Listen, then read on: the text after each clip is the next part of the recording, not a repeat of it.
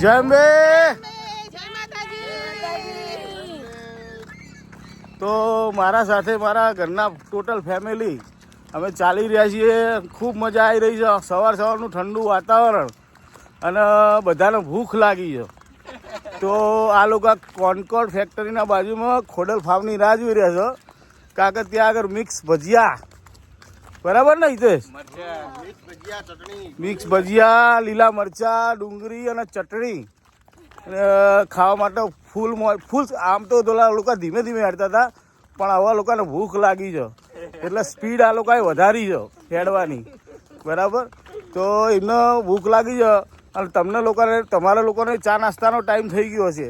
તો તમે લોકો ચા નાસ્તો કરવા બેસી ગયા છો અને ભજીયા કેવા બન્યા છે ને કેવા લાગશે ને અમે કેટલા ખાઈ જઈશું એ તમે કોમેન્ટ કરજો. એના અંદર અમે 6-7 જણ છીએ. કેટલા ભજીયા જોવો અમારે તમે કોમેન્ટ કરજો. જય માતાજી.